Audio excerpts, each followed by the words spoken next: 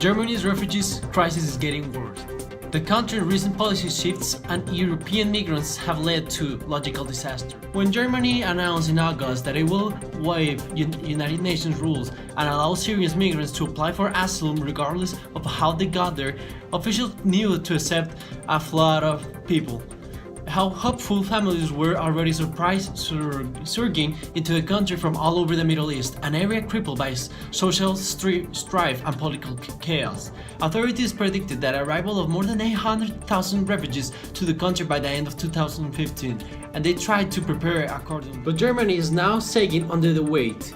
Its cities and towns cannot easily accommodate to all the refugees. An official from the Berlin Refugee Council called the issue an organization problem rather than a financial one. Authorities don't have the resources or the time to quickly provide registrations, funds, secure accommodation, health services, and identification to all the refugees, over 200,000 of whom arrived to September all alone. German police and politicians are frustrated, exhausted. Migrants who traveled hundreds of miles to escape civil war only to be held in weeks-long waiting lines and are even more so.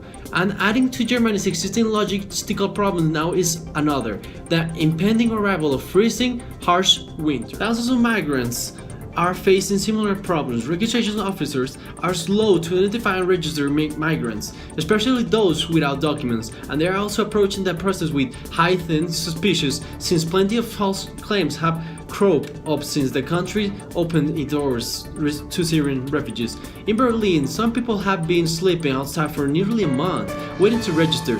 Others have only given up. The process of registration, which involves taking migrants' photos and fingerprints, providing them with temporary documentation and distributing them evenly across the country, used to take a few hours per person, but now it takes up to 2 days according to the Berlin's Health and Social Affairs Office. Germany's new refugees policies, announced in August, initially received widespread approval, with 2/3 of the country agreeing with the decision to give refugee to stranded asylum seekers. Though the UN regulations say refugees must apply for asylum in the first European Union country they enter, Germany is processing applications from Syrians and if they travel through another United Nations country. German Chancellor Angela Merkel has since seen a step decline in her popularity ratings. Still, Merkel stands by her decision to allow Syrian migrants to flee from civil war, insisting that she will make the same decision again today. And that's all for today's news. Thanks for watching. I'm out.